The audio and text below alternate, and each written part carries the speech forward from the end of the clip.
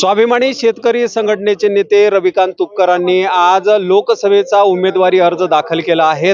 खुद्द स्वाभिमानी नेते रविकांत तुपकर आपल्यासोबत आहेत। काय त्यांच्या पहिली प्रतिक्रिया आहे ती आपण जाणून घेऊया त्यांच्यासोबत।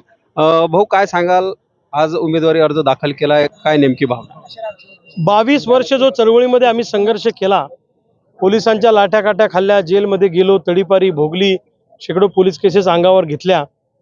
आज या सगळ्या संघर्षातला एक महत्त्वाचा क्षण आहे हा आमच्या सगळ्यांच्या आयुष्यातला। आणि आज उमेदवारी अर्ज दाखल झाला, लोकांनी भरभरून प्रतिसाद दिला।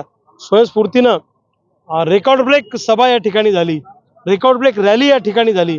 आणि बुलढाणा जिल्ह्यातल्या जनतेने आता ठरवलंय की आमचा खासदार हा नकली भूमिपुत्र नाही, तर खराखुरा शेतकऱ्याचा पुत्र, जो लोकांसाठी लढतो, शेतकऱ्याचं लेकरू संसदेत पाठवायचा हा निर्णय बुलढाणा जिल्ह्यातल्या लोकांनी आता घेतलेला आहे। निश्चित भाऊ, परंतु शेतकरी जो आहे तो आज आपला अर्ज दाखल करण्यासाठी या ठिकाणी आला होता मोठ्या प्रमाणामध्ये। असं असताना देखील युतीचे उमेदवार यांनी देखील आज अर्ज दाखल केला आहे, त्यांनी देखील शक्ती प्रदर्शन या ठिकाणी केलं आहे। आपल्या तुलनेमध्ये कसं वाटतं तुम्हाला की काय त्यांच्यात आणि आपल्याला काय फरक आहे? नाही, ते काय गाड्या देतात, गाड्याला 5-5 हजार रुपये देतात, दारू मटण चिकनची सोय करतात आणि जोर जबरदस्तीनं दादागिरी करून लोक भरून आणतात।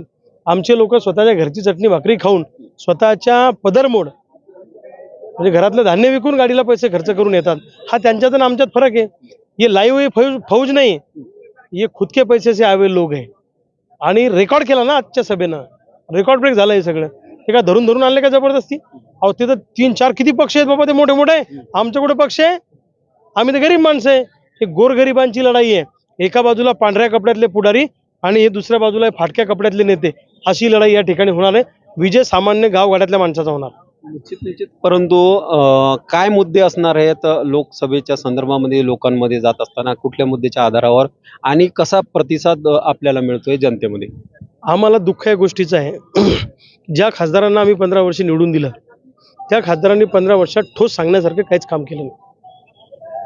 शेगावचा विकास रखडला, खामगाव जालना रेल्वे मार्गाचं नारळ तर दर पंचवार्षिकला फुटतं पुढं काहीच होत नाही। सिंदखेड राजाचा विकास रखडलेला आहे।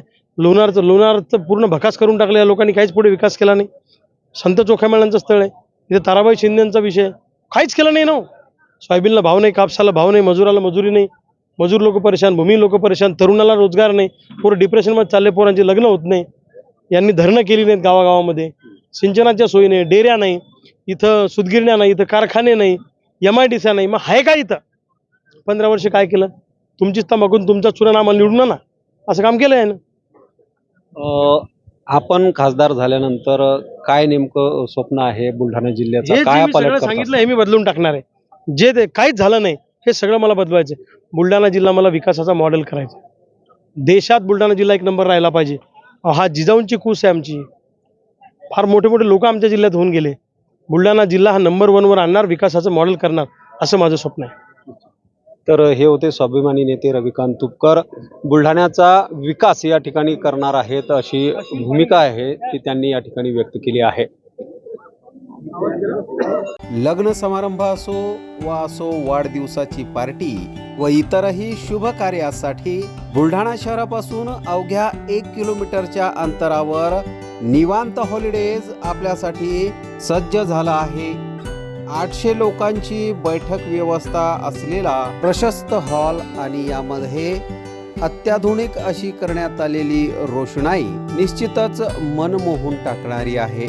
70 बाय 70चा हॉल आणि त्यासमोरच लागून असलेली 17 बाय 27 ची प्रशस्त अशी गॅलरी। प्रशस्त अशा इमारतीमध्ये 10 बाय 15 व 10 बाय 20च्या अशा AC लक्झरी रूम्स, निसर्गरम्य वातावरणात 2 ते 2.5 हजार लोकांसाठी पुरेल असा ग्रीन लॉन। अजिंठा रोडवरील निवांत हॉलिडेजला एक वेळ अवश्य भेट द्या। संपर्क संतोष पाटील 98 22 51 51 35 वर संपर्क करा।